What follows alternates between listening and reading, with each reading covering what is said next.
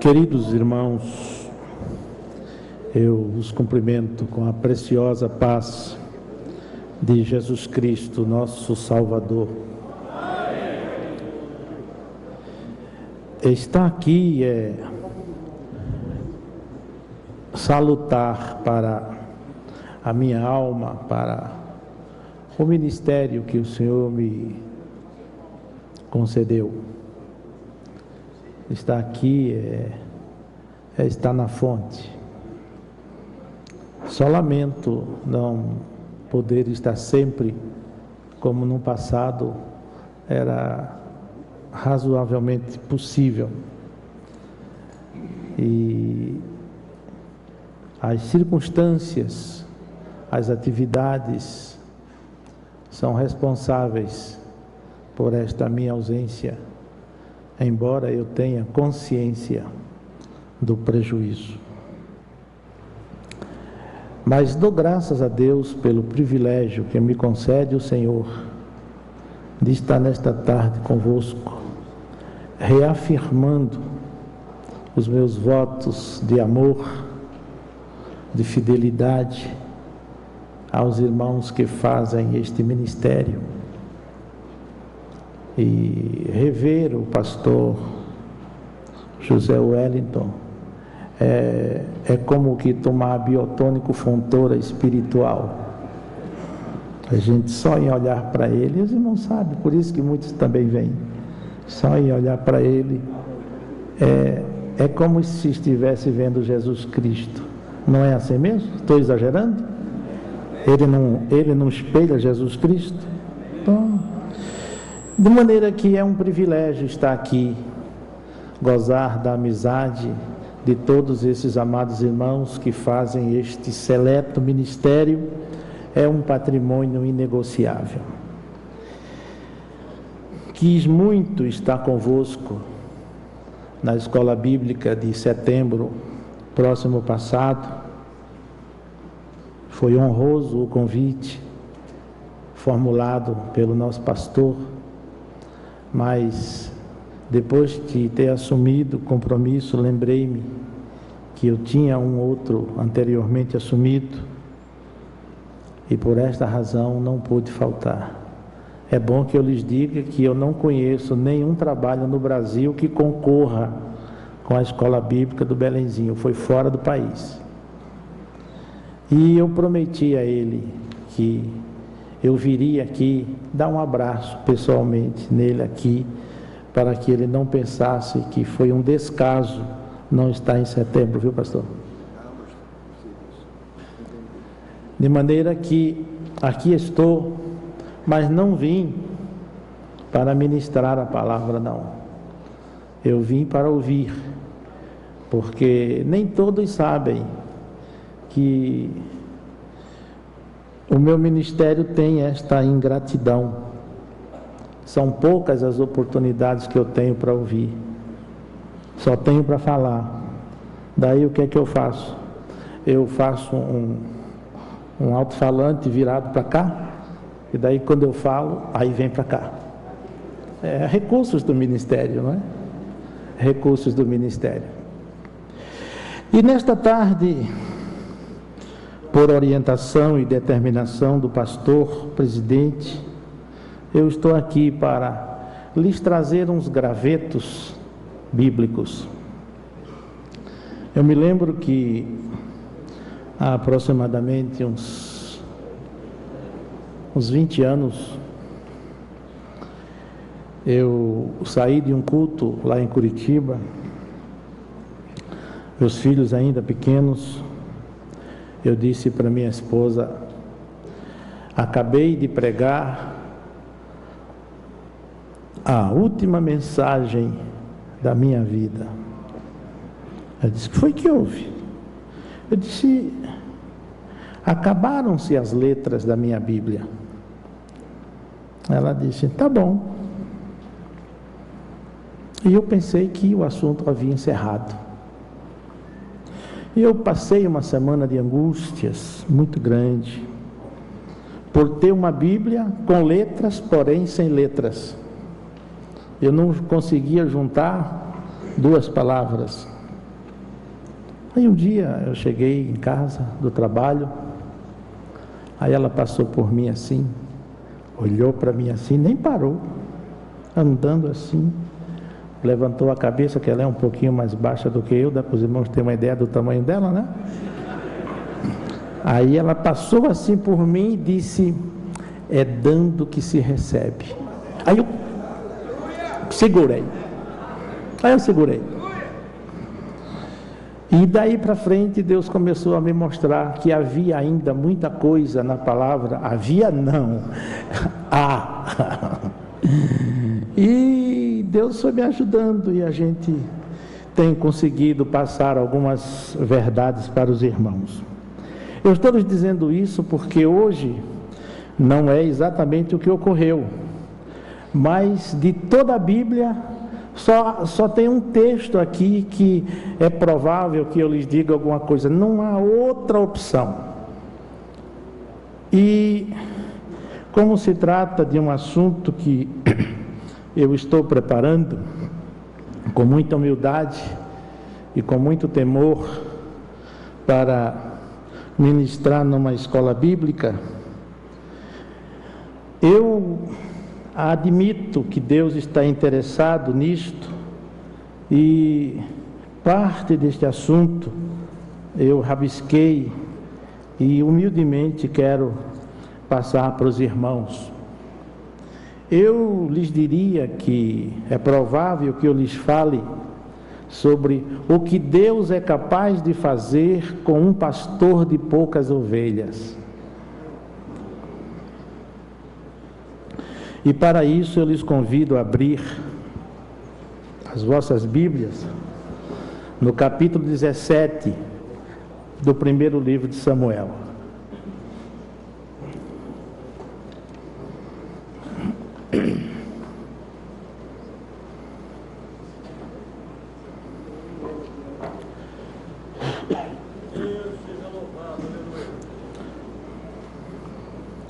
Os filisteus juntaram forças para a guerra e se reuniram em Socó de Judá e acamparam em Éfes-Damim, entre Socó e Azeca. Saul e os israelitas reuniram-se e acamparam no vale de Elá, posicionando-se em linha de batalha para enfrentar os filisteus. Os filisteus ocuparam uma colina e os israelitas outra, estando o vale entre eles. Um guerreiro chamado Golias, que era de Gate, veio do acampamento filisteu. Tinha 2,90 metros. Para quem falou de altura há poucos minutos, dá para ter uma ideia, né? Eu e minha mulher junto dele.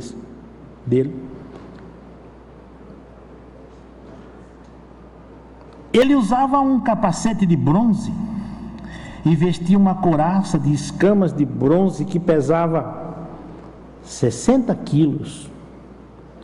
Nas pernas usava caneleiras de bronze e tinha um dardo de bronze pendurado nas costas.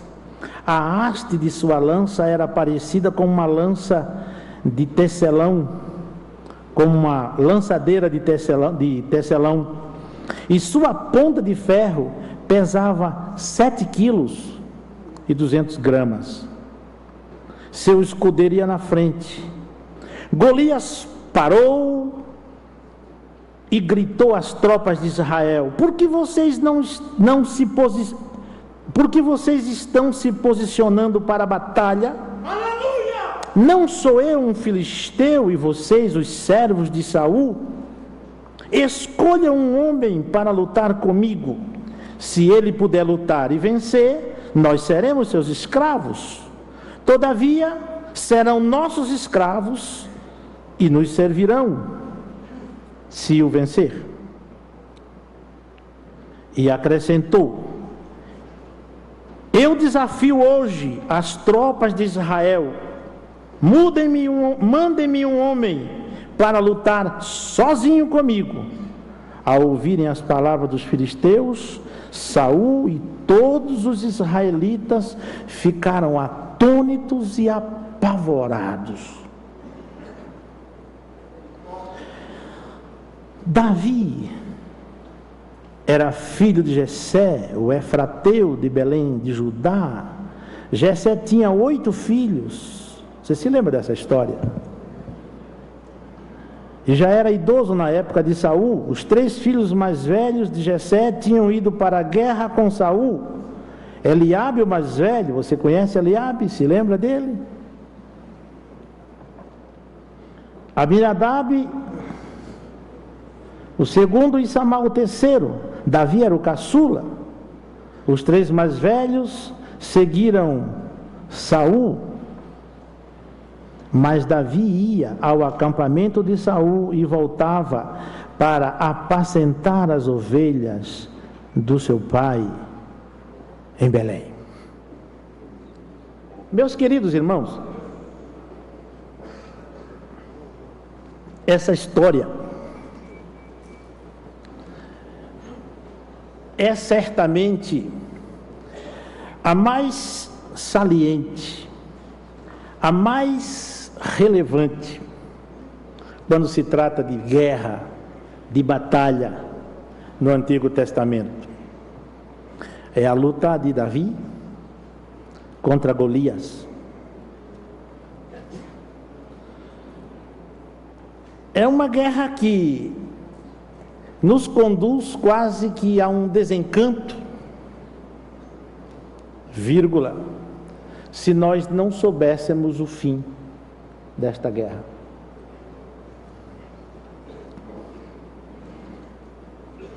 E daí, eu já começaria lhes formulando algumas perguntas. Se eu não soubesse o fim da história, desta história, quais as conclusões a que eu chegaria? Uma outra pergunta: o que nesta história causa tanto fascínio?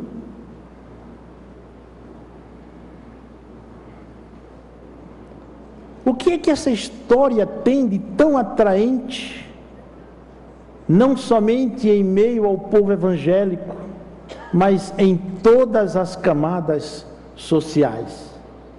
Já pararam para pensar isto? Esta foi uma batalha que se deu, como já lemos, no Vale de Elá, não muito longe, mas também não muito perto de Belém. E os filisteus estavam drogados por uma força satânica, simplesmente para perturbarem o exército de Israel.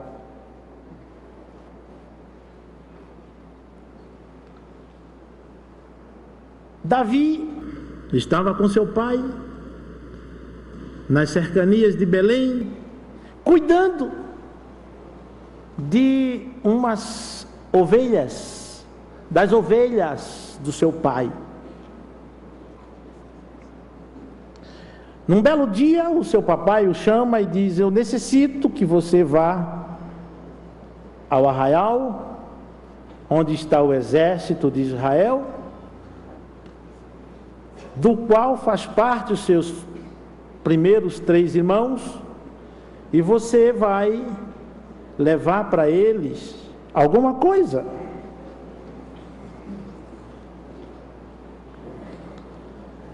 Ele levou 15 quilos de grãos de tostada, 10 pães e, curiosamente, 10 queijos para o comandante da unidade. Provavelmente era membro da igreja do pastor Anselmo Silvestre.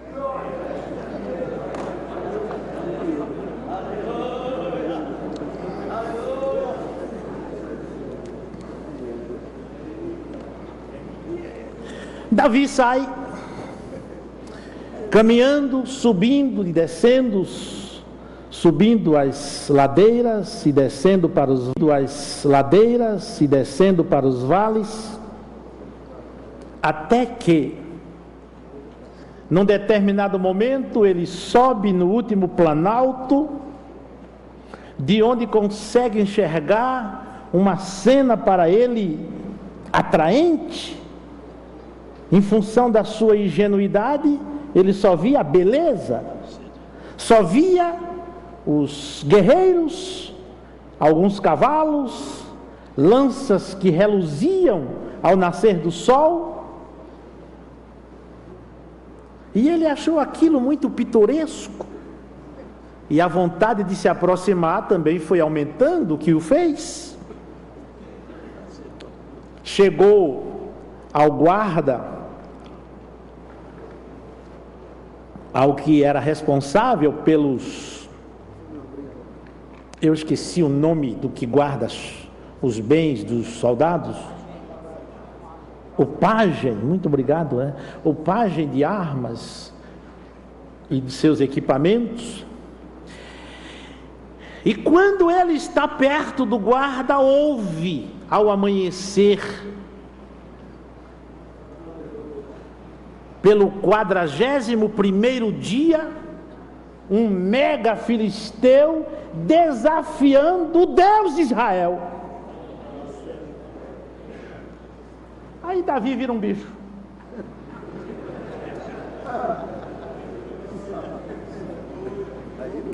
Os hormônios daquele adolescente aumentou em taxas, e ele disse: esse negócio não pode passar de hoje.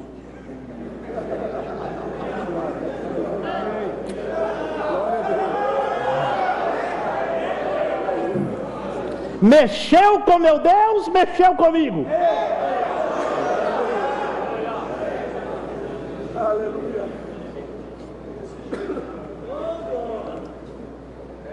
E isso chega ao conhecimento, sabe de quem? De Eliabe. Eliabe, aquele, o bonito, o lindo, o Dom Juan, o modelo, aquele. Chega lá e diz: rapaz, que é que você está fazendo aqui? Com quem você deixou aquelas poucas ovelhas? Isto é, você não percebe que você não passa de um pastorzinho, de um punhadinho de ovelhas?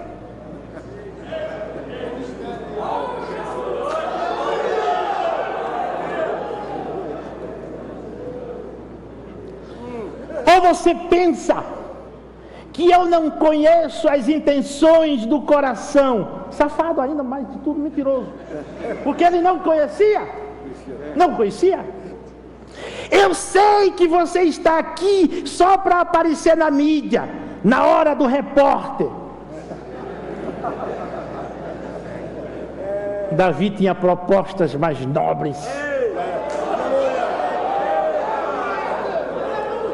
E é bom quando o nosso adversário não conhece as nossas propostas e não sabe os nossos ideais. Daí porque esse bandido não é onisciente. É isso aí. Daí também porque vale a pena orarmos sem palavras. É estratégico, é necessário, é imprescindível para a vitória do nosso ministério.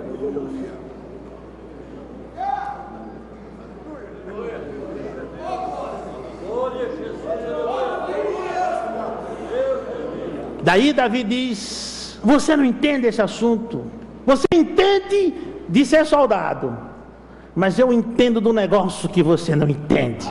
Ele também não disse. E ele ficou aqui. Este exército de Jeová não pode sofrer essas ameaças, porque isto desgasta a imagem do meu Deus. De maneira que a sua visão era voltada só para Deus, Deus e seu povo, Deus e seu povo, Deus e seu povo. Os irmãos estão entendendo a visão do pastorzinho? Era Deus e o povo, Deus e o povo, Deus e o povo.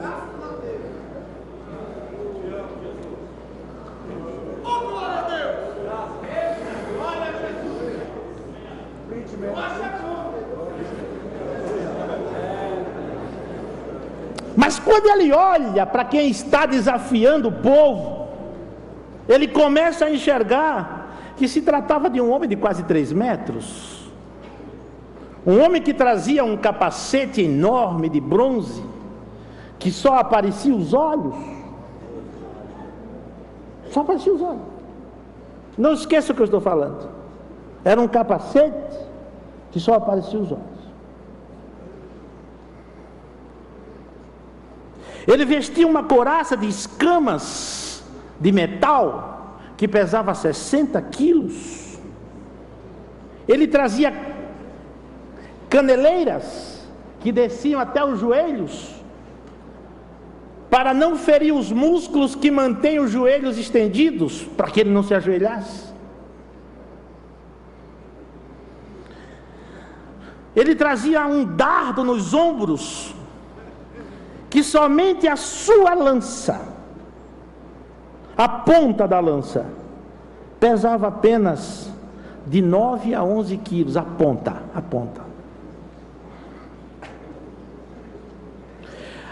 Além de tudo, ele usava por baixo uma roupa, como se fosse lona de caminhão, que se por acaso alguma das suas peças de metal se quebrasse, não lhe feria. Ele achava pouco, disse: eu ponho um escudeiro com um escudo do tamanho de um homem, porque se só bate em mim se o escudeiro falhar. Isso sem dizer que ele particularmente era um guerreiro profissional. Esse assunto chegou a Saul. Saul disse: chama esse rapaz, eu conheço ele. Chama ele. Davi, eu te conheço com outra função. Eu te conheço com outro talento. Meu filho, vai para casa. Não, eu quero guerrear. Não tem homem aqui. Se aqui tivesse homem, eu ia para casa, mas não tem.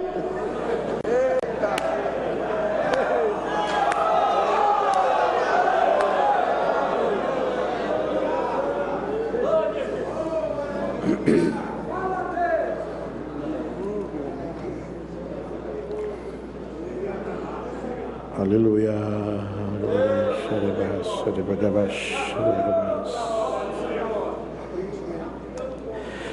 Saul, por sua vez, quando viu que a coisa estava ficando feia, ele criou um plano e estabeleceu dar uma recompensa, não sei se uma recompensa ou se uma mega recompensa, dá ao vencedor a sua filha. Agora, ninguém sabe se ele admitia que ninguém seria capaz de voltar vivo, portanto a sua filha ficaria preservada, ou a sua filha era feia demais, que ele queria dar para qualquer um. Não se sabe. A verdade é que Saul disse: eu dou a minha filha. Davi estava pouco interessado na filha. Davi queria defender a causa de Deus. Porque a esposa de Davi Deus tinha, independentemente de Saul querer oferecer. Porque a esposa de um homem de Deus não é Saul quem dá é Deus.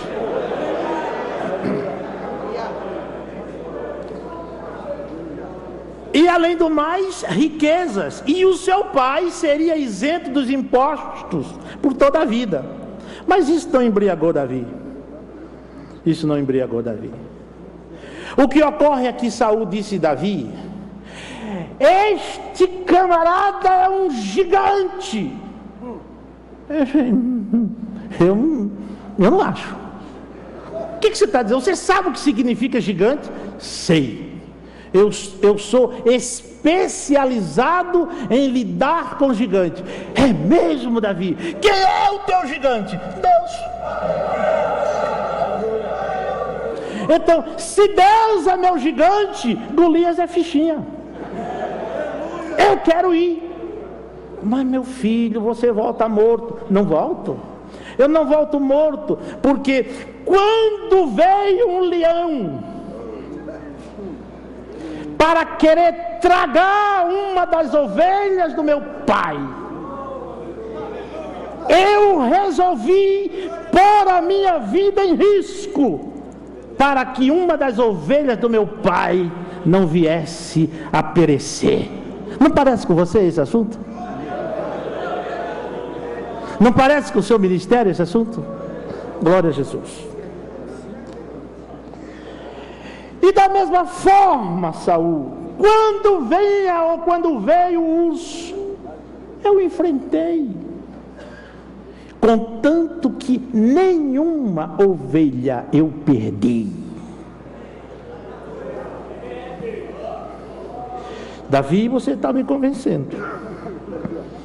Então, meu filho, vamos fazer um negócio. Aqui está as minhas armaduras. Põe isso aqui, Davi. Davi disse: olha, eu vou pôr por obediência, mas eu vou provar que isso não serve. Porque se servisse, o Senhor já estaria lá.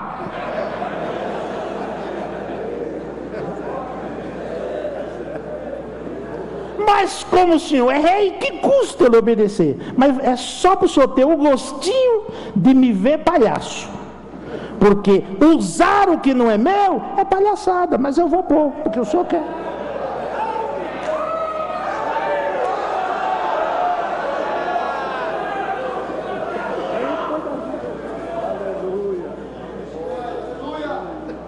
O senhor está vendo que não dá? É, meu filho, não dá.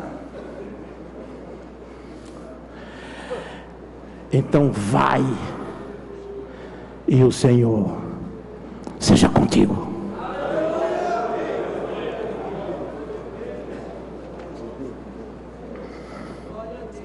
Agora, meus irmãos, só presta atenção.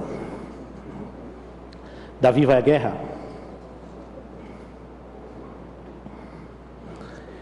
E eu gostaria que os irmãos partisse da hipótese que a partir do capítulo 17 e os primeiros versículos da sua Bíblia, perdeu-se todo o conteúdo. É como se o irmão estivesse na União Soviética há 20 anos, com uma folha do capítulo 17 rasgada. E o irmão queria conhecer o fim da história, mas não tinha. É como se o irmão achasse um pergaminho em algum lugar, poído pelo tempo, só apenas com os primeiros versículos do capítulo 17. E aí, a minha pergunta é: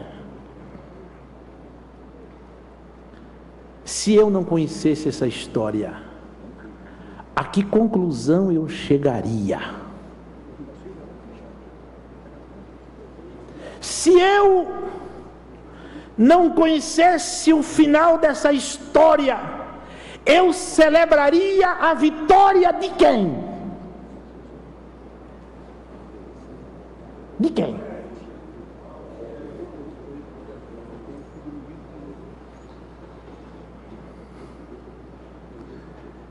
Então vamos partir da premissa que nós não sabemos o fim dessa história. Vamos fazer um combinado? Ninguém sabe o fim. Lá vai Davi, com aquela túnicazinha de couro, ou sei lá do que, uma fundazinha, uma sacolinha artesanal, sai sem nada, com ela vazia, chega no meio do caminho, ou no caminho da luta, apanha 5 seixos,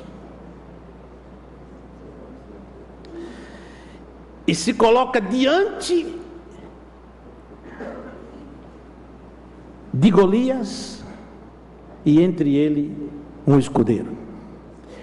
E o seu exército lá atrás, preparado para dominar. Para que nós possamos chegar a uma conclusão sem que conhecêssemos o final dessa história, eu lhes perguntaria: por onde? Como? Veja se podemos. Vamos pôr uma lupa no comportamento de Golias. E veja se os irmãos concordam. Golias, entretanto, conquanto fosse um guerreiro, um grande homem, sob o ponto de vista de estatura, forte, sob o ponto de vista musculoesquelético, treinado, hábil, respaldado por um exército maior do que o de Israel, todo aparamentado, disposto ou predisposto a receber todo e qualquer tipo de dado, sem riscos de ser abatido. Era como que um homem invulnerável, inatingível. Acontece, porém, que Golias deixou de ser ele mesmo e passou a ser a projeção do grupo. Um grupo que o projetou para uma causa sem causa. Os seus soldados passaram a ter em Saul a sua referência. Desculpe, em Golias. A força máxima daquele povo era Golias.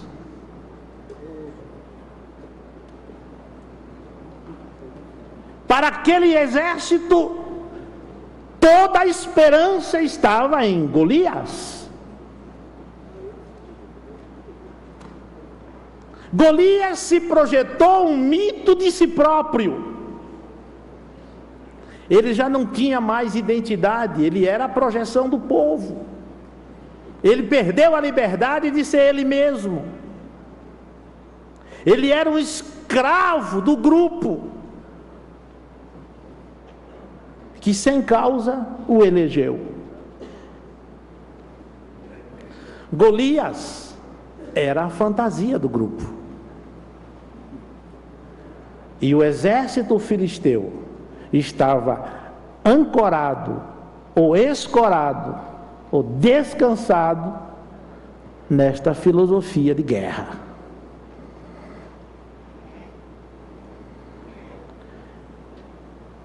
Isso é o que acontece com muitos,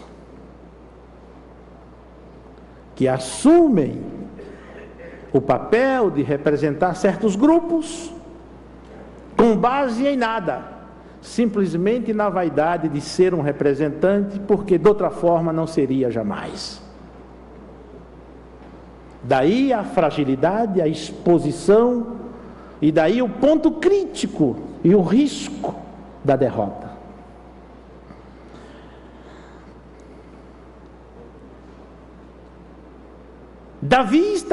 Golias estava lutando por uma causa que não era dele. E a Bíblia nos recomenda, porque a Bíblia não nos chamou para sermos ou para servirmos para projetos alheios.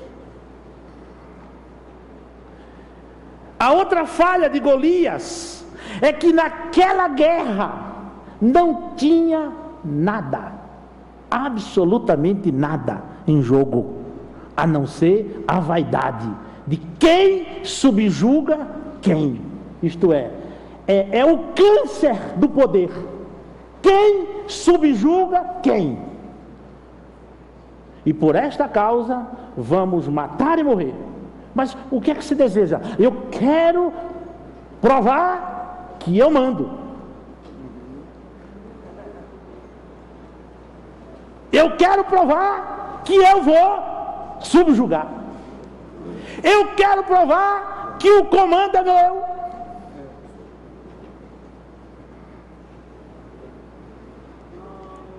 Esqueceu-se de que só tem valor o soldado quando ele é legalmente arregimentado.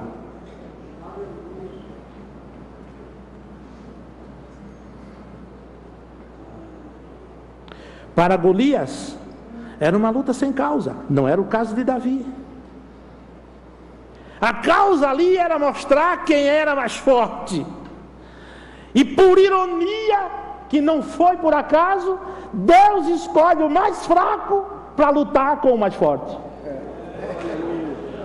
Quando na realidade a disputa era: vamos ver quem é mais forte. Deus diz: eu vou apenas mandar o mais fraco. Aleluia. Glória a Deus. Aleluia, meu Deus. Esse é o esquema no qual muitos de nós estamos. Guerreando sem causa, perdido no tiroteio.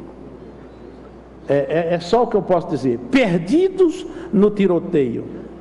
Mas por que é que eu estou fazendo aqui? Eu não sei. Mas estou na guerra. Para vencer o quê? Não sei. Mas vou atirar. Vou matar. Vou destruir.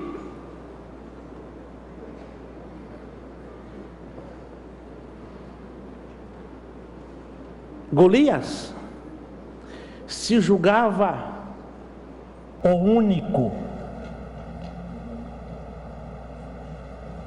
O que foi que eu disse? Golias se julgava o único. Eu queria, com muito temor e com muita humildade, lhes dizer uma coisa. Os irmãos estão sentados mesmo, né? Não tem como cair mesmo, não é verdade? Estão sentados? Pois deixa eu dizer uma coisa. Nós sempre iremos encontrar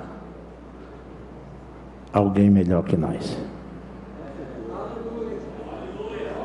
mais forte que nós, mais jovem que nós, mais inteligente que nós, mais sábio que nós, mais crente que nós, mais intercessor que nós, mais conhecedor da Bíblia que nós, mais pregador que nós, mais ensinador do que os que são, com mais saúde que nós, com mais visão que nós, e provavelmente com promessas de Deus para fazer muito mais do que nós.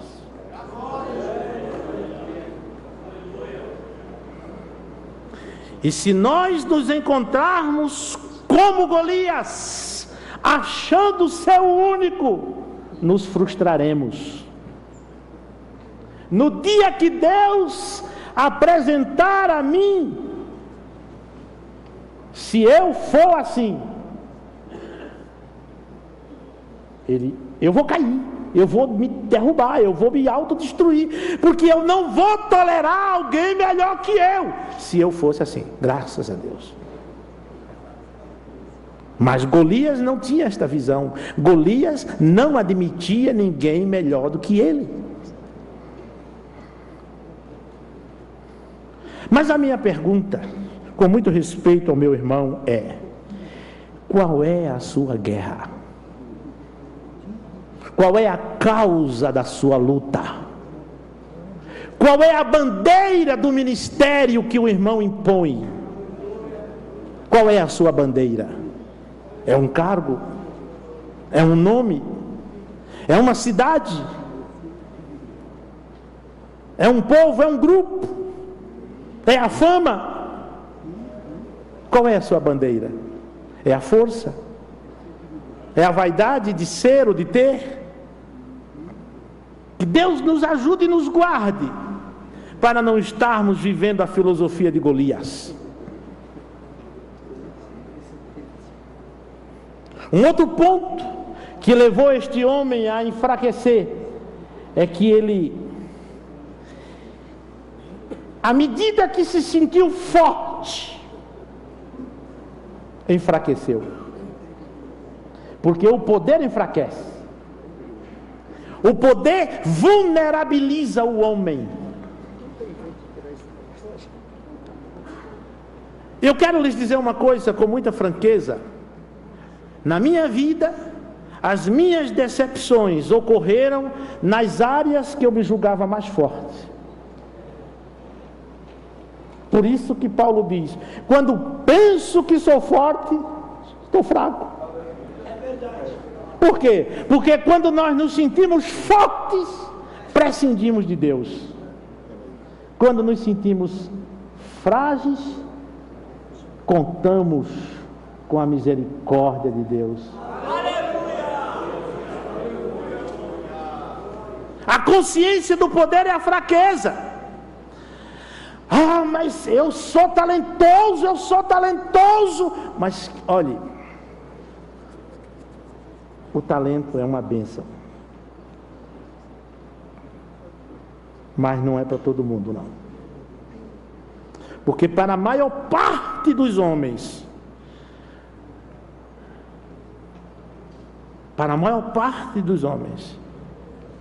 talentosos, o problema é o talento. Para muita gente, o talento é um problema. E já disse um certo pensador que o problema do talentoso é o talento. Porque a soberba precede a queda.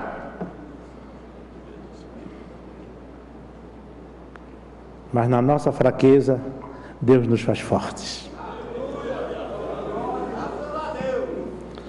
Agora veja uma coisa, queridos. Presta atenção. E aquele adolescente, Davizinho? Ele tinha uma ingenuidade despretensiosa, ousado, não sabia os riscos. Às vezes Deus não deixa a gente saber o risco mesmo, não é verdade?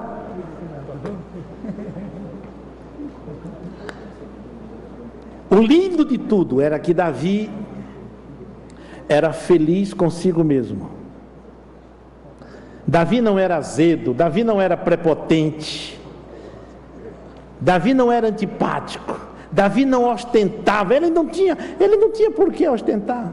Tanto é que ele foi ungido rei e voltou para as poucas ovelhas.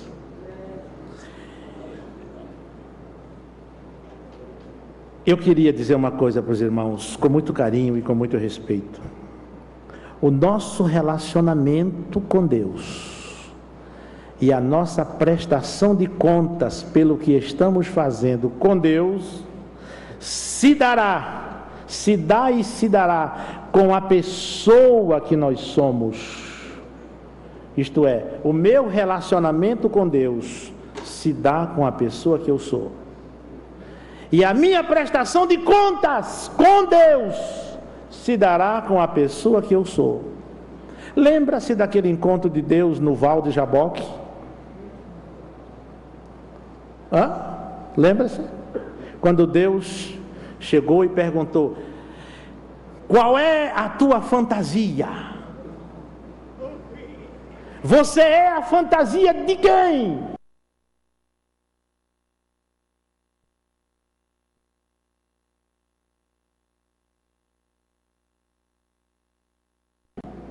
Foi assim?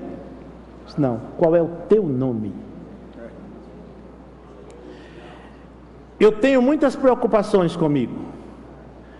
Eu não gostaria de um dia Deus dizer para mim na eternidade: mas Eliezer, eu gostaria tanto que no exercício do teu ministério tu tivesse sido tu mesmo.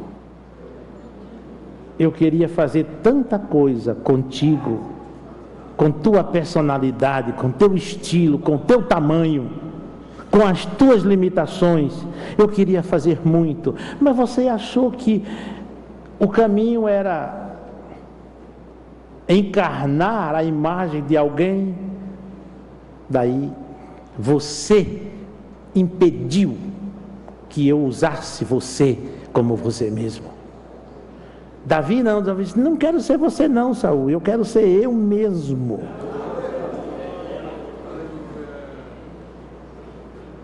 Davi não tinha imagem nenhuma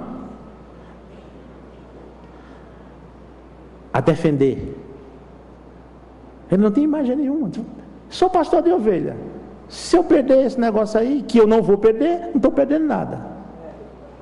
Meu pai vai cuidar das ovelhas lá com outra pessoa. Eu não tenho nada a perder. Principalmente pela causa que eu estou defendendo.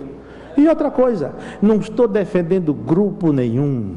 Eu estou defendendo a causa do meu Deus. E isso nos traz um conceito que nos edifica, é que quando nós estamos lutando pela causa de Deus, mesmo que percamos, venceremos. Mesmo que percamos, venceremos, porque estamos lutando pela causa de Deus.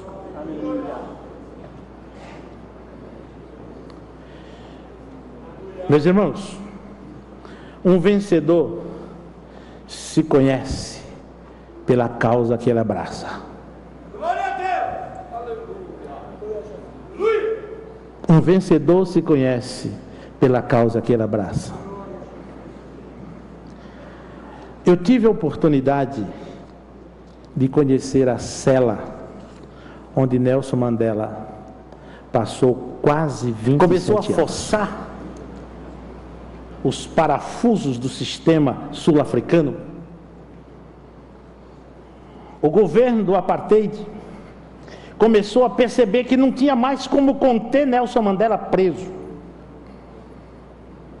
Só que ele estava há tanto tempo preso que ninguém sabia quem ele era, porque o seu próprio amadurecimento já o tinha desgastado e mudado o seu estereotipo, de tal maneira que quem conheceu quando ele era anônimo, agora não conhecia mais, a não ser alguns da sua família.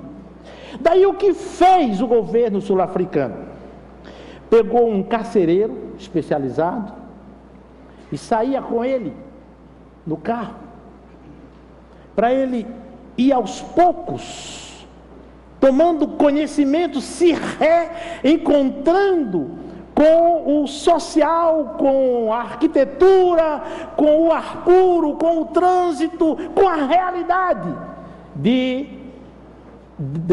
Joanesburgo e Pretória. E conta a história que num dado dia, num dado momento, numa saída dessas,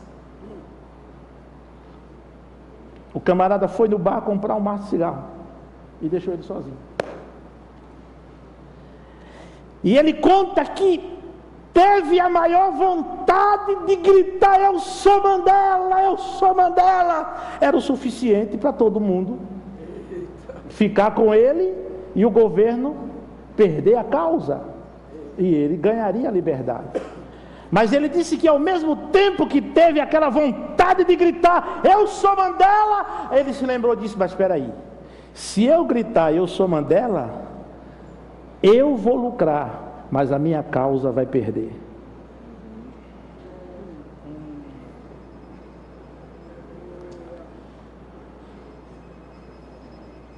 Eu queria que os irmãos parassem um pouco para entender isso. O vencedor se conhece pela causa que ele abraça. Qual é a sua causa? É um carro? É uma casa? É uma chácara? É uma fazenda? É uma granja de galinhas sujeita à febre? É um punhado de gatos ou de gado sujeito à aftosa? Qual é a sua causa?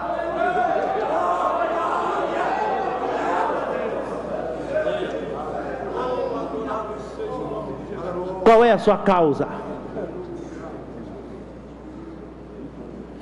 Mas quando Golias viu aquele homem,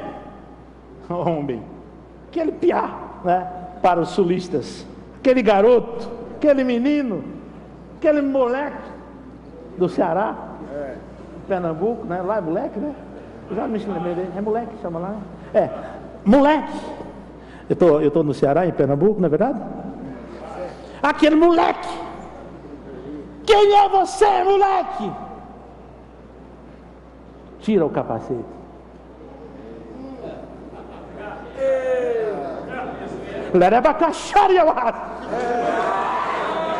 Meu irmão, não subestime o seu adversário.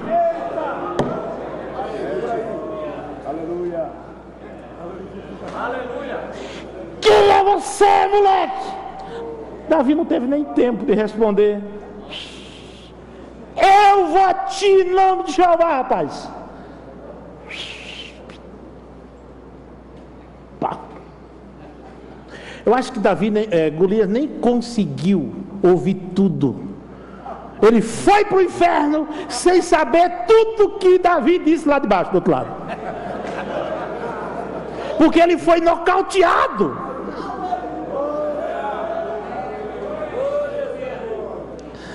Mas para concluir, meus irmãos, eu tenho 5 minutos, talvez não utilize todos. E se essa batalha fosse empate? Uma pergunta. Porque a proposta era, quem vencer subjuga o vencido. Né? E se a batalha fosse empate? No meu entender, Davi ganharia. Porque era um moleque, amador, era um profissional contra um amador, era um especialista contra um leigo, era um forte contra um frágil, era um malicioso contra um ingênuo, era um super-homem contra um menino. Se essa guerra fosse empate, Israel seria vencedor. Seria ou não seria? Seria vencedor. Porém, Paulo nos diz, na carta aos Romanos, capítulo 8, e versículo 37, que a vitória do povo de Deus não tem cheiro de derrota. Porque o que é, por exemplo, um prefeito ganhar numa cidade de 12, 13, 14 milhões de eleitores, ganhar com 50 votos de diferença? Isso é uma vitória com cheiro de desgraça. É ou não é? O Senhor, para nos fazer vencedores, Ele faz assim: eu quero te fazer, faça assim comigo, faça assim comigo, diga assim: em Cristo eu sou mais que vencedor.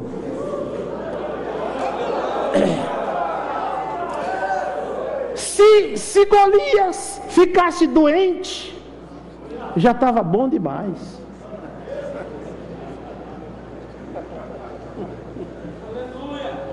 Se Golias saísse amputado de um dedo, já estava bom demais. Se a guerra ficasse para o dia seguinte, para ser repetido, já estava bom demais. Mas Deus não quis assim. Deus disse: não, eu quero uma vitória maciça, uma vitória esmagadora, uma vitória para ir para a história. Eu quero fazer desse menino rei, e ele tem que sair daqui honrado, porque ele me honrou.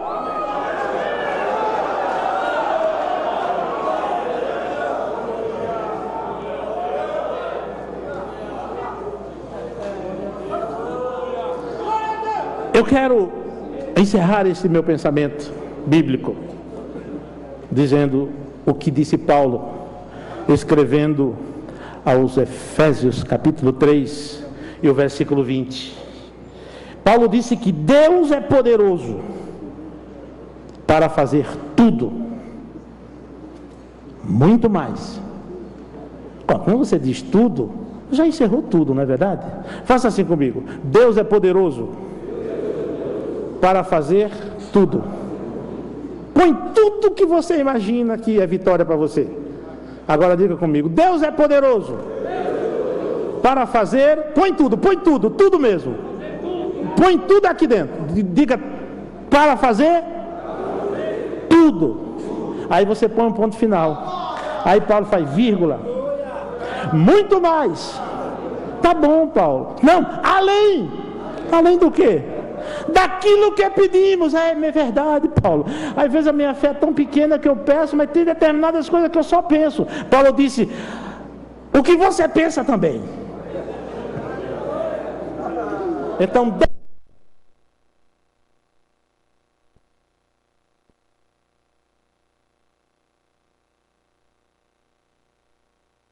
Deus é poderoso para fazer tudo, vírgula, muito mais, vírgula, além, vírgula, do que pedimos, vírgula, ou pensamos, pelo seu poder que opera em nós. E é por isso, meus irmãos, que aqui estão, talvez nem todos vão gostar dessa ideia, mas pelo menos para os aspirantes, aqui estão os Davizinhos. Porque Davi, é por isso que eu peço vênias aos fortes, para dizer o seguinte: Davi é o ícone, é o representante da nossa fragilidade. Deus trabalha na nossa fragilidade e faz muita coisa no arraial do diabo com a nossa fragilidade. Meu desejo é que o irmão volte para casa no final dizendo assim: em Cristo eu sou mais que é frecha de obediência. Em Cristo eu sou mais que vencedor.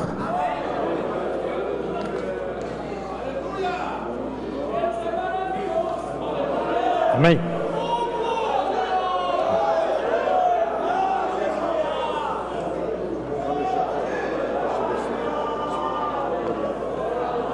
Aleluia.